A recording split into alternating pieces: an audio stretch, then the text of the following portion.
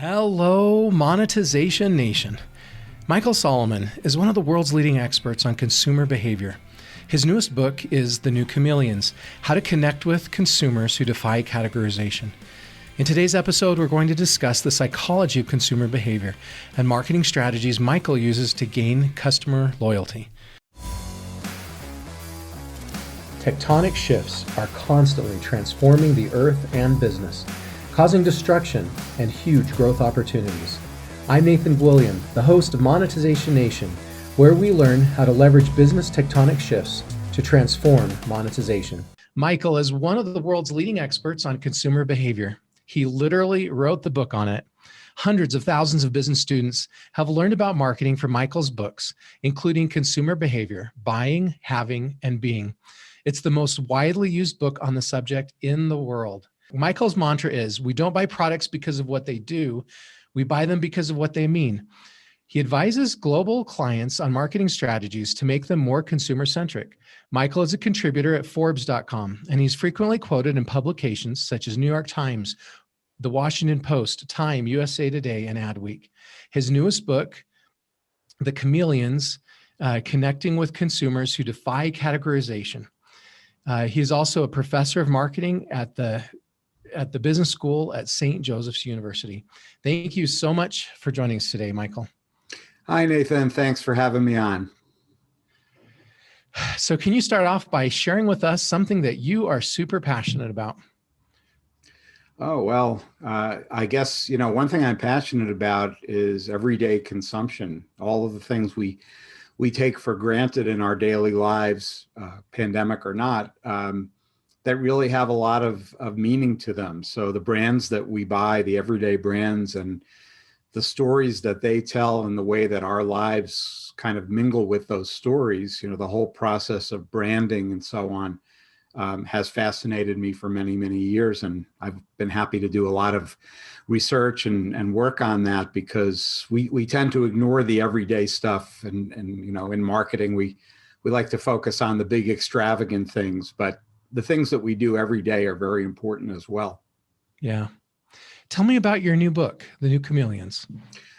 Sure. Well, The New Chameleons really is based on a lot of observations I've had the opportunity to make about consumers and how they're changing, and especially how a lot of the assumptions that we as marketers make and that even I teach to my students really are outmoded and on the verge of becoming obsolete. So the reason I call them the new chameleons is that unlike the old days where things were a lot more static and we just dealt with mass markets, really large groups of homogeneous people, today everybody is much more of an individual. And so just like a chameleon changes its color as it moves into different environments, I think many of us today are doing something similar with our identities. That is, we try on new identities, we try on new lifestyles.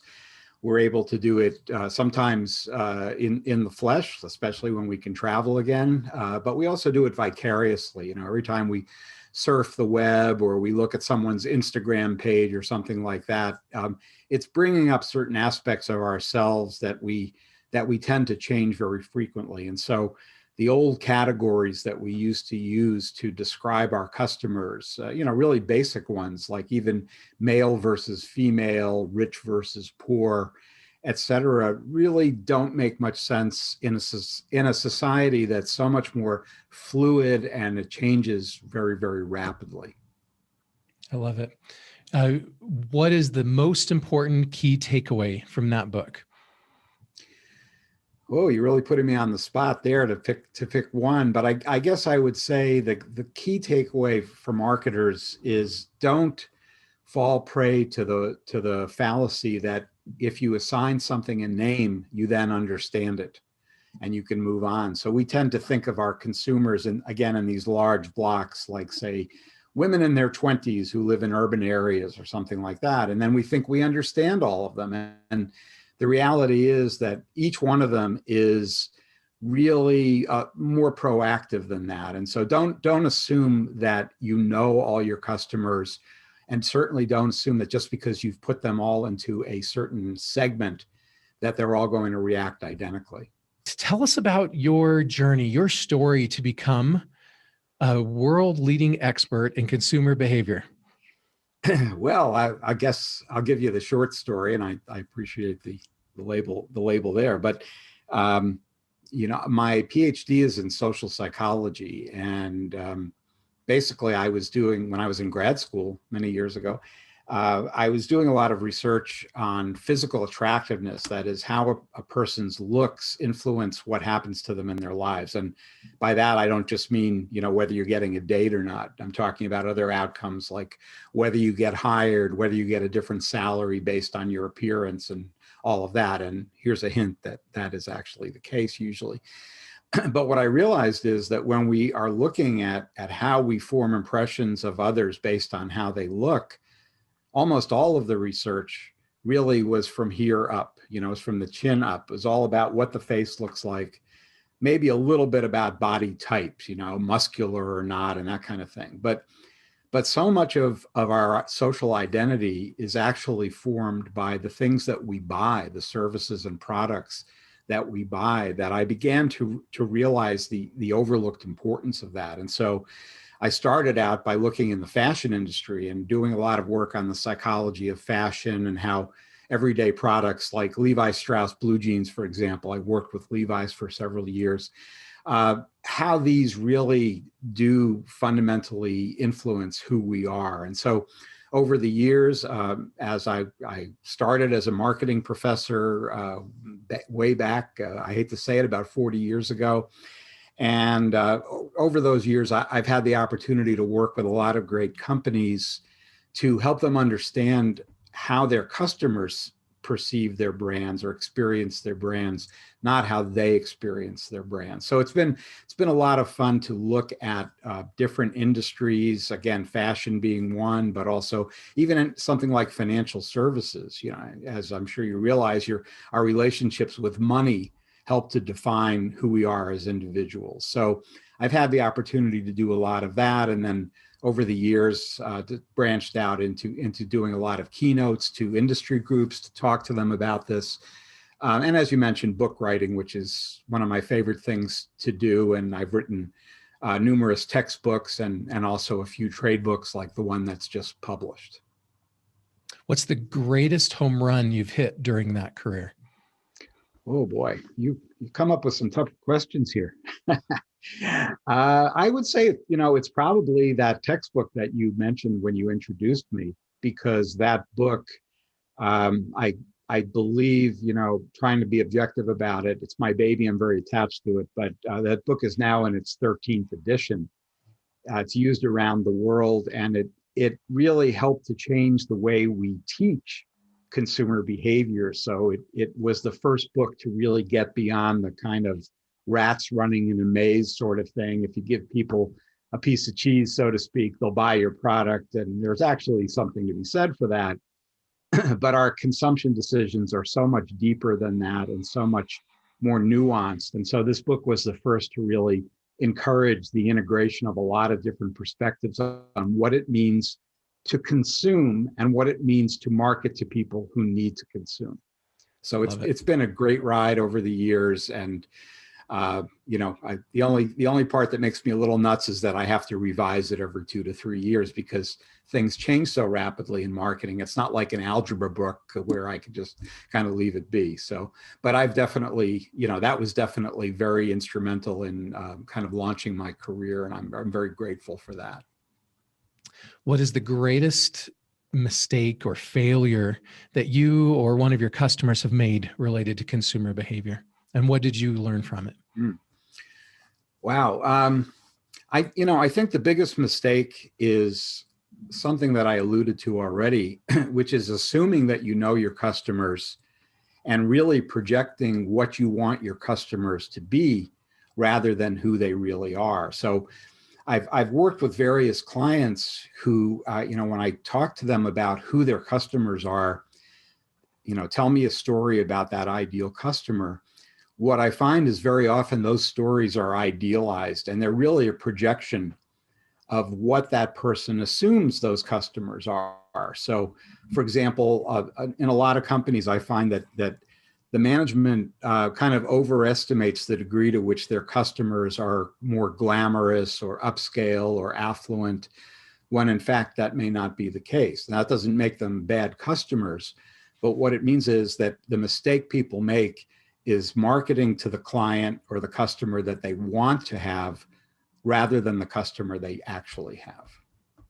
This show is about digital monetization primarily, and how people can use the assets they have to generate more profits with digital strategies.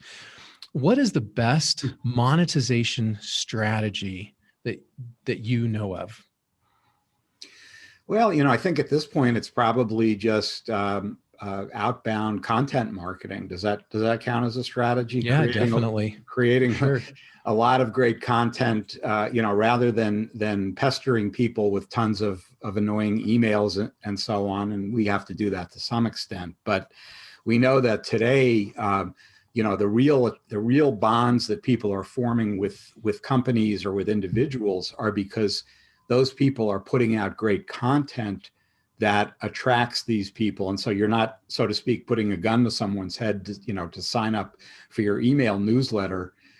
You're creating content that's so good they want to be a part of whatever it is you're doing. And the great management theorist Peter Drucker defined marketing as, if it's done well, as making selling superfluous. So in other words, if you create an offering and you communicate about it, and this doesn't happen that often in the real world, but the ideal is, if you create an offering and a value proposition and let people know about it, and it really resonates with them, you certainly don't have to sell them anything, because as long as you give them a path back to you, you're doing exactly what they need. And so I think that's what good content marketing does.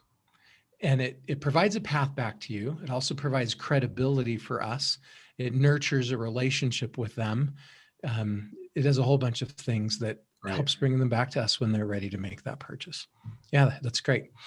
What do you feel is the biggest tectonic shift that is transforming our business landscape today? Well, there are several of them. I mean, that's, I write about them in the book. I actually write about 7 of them and throw in some others for good measure as well. If I had to pick one, though, I would say it's the end of the artificial dichotomy that many of us have between producers and consumers of a product or service. So a lot of companies fall into this trap of really maintaining a very tight perimeter on what they're doing until that product is absolutely perfect. And then they launch it and hope that people agree with them. But what we see today is that really this boundary doesn't exist so much anymore, because our customers are taking over a lot of the functions, or at least helping with a lot of the functions that used to be only on one side of that fence, so to speak. So for example, our customers are content creators, our customers are advertisers. Many people love to create ads that sometimes they're negative, but sometimes they're more like testimonials about how wonderful that product is. Our customers are becoming product designers. So again, for companies that are willing to kind of let them peek under the kimono, what it means is that they're viewing their customers as one of their best assets in the product development process, because our customers, and also our employees, by the way, are our 2 biggest underutilized assets. And so again, to come back to your question, the tectonic shift is that many companies, again, not all, Apple being the prime example of a company that is the opposite, but many companies are figuring out that in fact, it doesn't make sense to keep the consumer at a distance, but rather you want to embrace that consumer and involve them in the process. And you get some great insights as well, number one. And number two, consumers who are more proactively involved in this process are more engaged with the products and services that allow them in. And so it's really a win-win for both sides. Yeah, definitely. You mentioned a moment ago that in your book, you mentioned, or you described 7 different tectonic shifts. Is that in the new Chameleons book? Yes, and the new Chameleons. Yeah, every chapter is about a different fundamental assumption that most of us make, which isn't true anymore. Yeah. Do you want to take us through those really quick? Because I am fascinated with tectonic shifts. I am fascinated because I believe the best way to drive monetization today is by identifying and leveraging tectonic shifts. If we try to do what everybody else is doing in the old strategies, then we're going to be one of many, and we're going to be competing against people that have far more resources and they're far more established than we are. And so the secret to getting ahead is finding what changed, just like Jeff Bezos did with Amazon, right? And he differentiated himself from Sears because he really leveraged e-commerce, and he didn't try to be the retail department store like Sears was, and he did it a different way. He leveraged that tectonic shift. Would you share with us what your other tectonic shifts are? Yeah, I mean, and generally, to follow up on what you're saying, this is where the opportunities lie.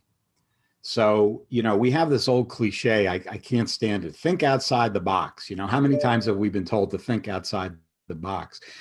But in this case, it really is applicable, because what happens is that as I've said, we put our customers into boxes, and we put what we sell into a box. That is, we decide that we're in a certain vertical. And when we're looking to innovate, we often are just coming up with incremental changes in that vertical. And we're competing against, as you said, often well-entrenched competitors who have been in that vertical a lot longer. So when you look at some of the really breakout business ideas or product ideas that we've experienced, it's when people are able to lift up and look outside of that vertical that they've hemmed themselves into, and maybe combine a few verticals together. So I'll give you an example. One example in the fashion industry, I think a lot of your viewers would understand. We used to have a category, we still have a category called athletic wear, right? So that's a category in the fashion industry. It's well-defined, it's got its competitors, it's got its kind of product map and everything. But that's a category that hasn't done well. It's kind of stable, not very exciting for a long time. Then you have another category the industry uses called leisure wear. Again, well-defined, kind of static and boring. Now, a few years ago, along come a few visionaries. For example, the founder of Lululemon was one of those, and that whole company. But there are others as well who said, what if we had a hybrid category where we combine two existing categories to create a new one? And they did, and we call that athleisure. Okay. Yoga, leggings, and all that stuff. Yeah. And that's become a multi-billion-dollar category that didn't exist just a few years ago. And so when you don't allow yourself to get hemmed in, and you say, well, some of the biggest decisions I have to make is, how do I categorize what I sell? Another one that's very interesting today and has not been resolved is wearable computing, like Fitbits and Apple Watches and all that. And, I've done some research in this industry, and a lot of consumers are confused about just what that is and what it replaces. Is it technology? Is it jewelry? Is it a fitness product? And the answer is it can be all of those. Yeah. But depending on how the consumer decides to group it, you can buy an Hermès Apple Watch for $2,000.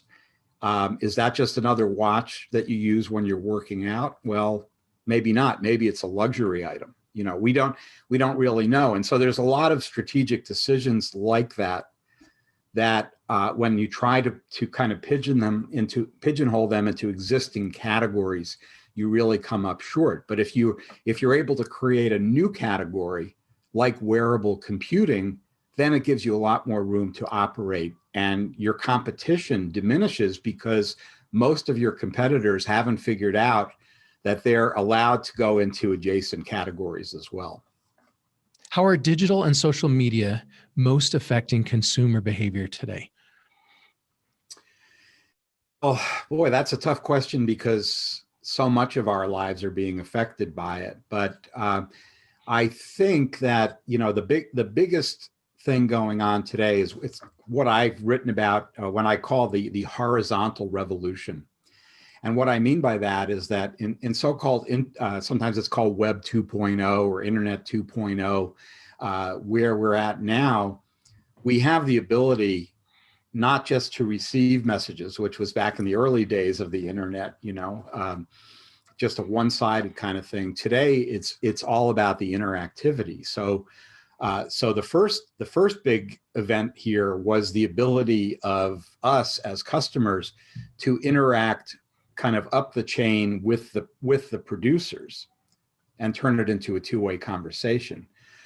But I think the even bigger change is the horizontal one, where you and I as customers, we may not be involved with the company in any way at all, but you and I are going to communicate horizontally, if you will, peer to peer about that product or service. And as you know, that kind of word of mouth is really what determines whether people are going to buy a product or avoid it. And so we not only have that up and down communication that we had 10 years ago, but we have that horizontal communication, which means that so much of our daily lives is spent networking with our peers, this constant, the bad part of it is we get overwhelmed by the amount of information, this fire hose of information that we're getting, not just from the players up above us in the distribution chain,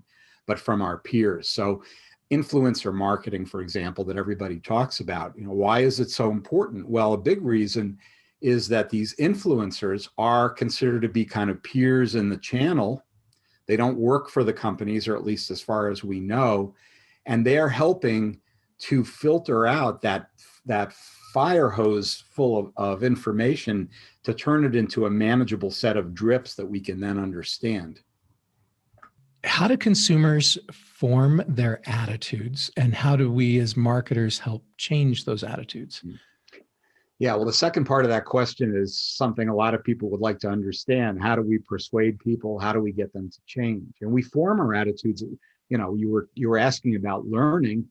That's what happens after the learning has occurred. The attitude is now something that's in it's not, physical, something that's in your brain, but it's a belief structure that's composed of both emotional components and cognitive components. So it's things that I think I know about a brand. I think I know, I may not be correct, but I think I know. And it's how I feel about those things. So, for example, it's not enough to say that, knowing that I have a hybrid car, let's say, probably tells me that I believe hybrid cars are better for the environment. But I probably also have an emotional component there where I think it's good, that's a good thing. So two people can, if you see where I'm going, two people can believe that hybrid cars are good for the environment, but one doesn't really care. And that doesn't mean they'll have a positive attitude toward hybrid cars. And so the way we change attitudes, again, it depends. There are many, there's no single answer here. Psychologists have been studying attitudes for 80 years and how to change them. And actually, World War II was the big impetus for this, getting people to change their behaviors, for example, to ration meat and other supplies. That was really the beginning of attitude research, believe it or not. And what we want to know is how deeply held is the attitude? What is it linked to? How important is it to the person? And depending on the answers to those and some other questions, there's different ways that we can change an attitude. There's definitely not a one size fits all. So, for example, people who are very involved with some issue are likely to be more interested in getting a lot of factual information about that, like say the impact of climate change or something. They're less likely to be persuaded by little marketing tricks like endorsers who say climate change is bad, or packages that are cool to look at, et cetera. They really want the informational approach. But on the other hand, someone who's not that sort of deeply held about that issue is more likely, we have the expression, do you sell the steak or the sizzle? And that relates to this question, because people who are really motivated, there's that word again, to really dig into that issue, they want the steak. But people who are really not that interested and they just kind of want to make a quick decision, they'll be motivated by the sizzles. Thank you so much, Michael, for sharing your stories and knowledge with us today. Here's some of my key takeaways from this episode. Number 1, consumers are constantly changing. Number 2, the old categories we use to describe our customers don't make that much sense anymore since society is changing so rapidly. Number 3, don't assume that customers within a specific category will behave the same. Number 4, customers are taking over a lot of the functions of our business. Number 5, customers trust peer reviews over advertisements or self-promotion. Number 6, by providing valuable content to our customers, we pave a path for customers to come back to us when they're ready to make a purchase decision. If you enjoyed this interview and want to learn more about Michael or connect with him, you can find him on his LinkedIn profile or his website, michaelsolomon.com. And there's links to both of those in the blog post for this episode at monetizationnation.com. Do you want to be a better digital monetizer? Then please follow these channels to receive free digital monetization content. Number 1, please subscribe to the free Monetization e-magazine at monetizationnation.com. Number 2, you can subscribe to the Monetization Nation podcast and YouTube channel. And number 3, please follow Monetization Nation on Instagram and Twitter. How do you connect with your customers? Please join our private Monetization Nation Facebook group and share your insights with other digital monetizers. Thanks for joining me for this episode. I wish you success in building your customer loyalty. Do you want to become a better digital monetizer? To receive great monetization stories and secrets, please go to monetizationnation.com and join free. And if you liked today's episode, please subscribe to the show and share it.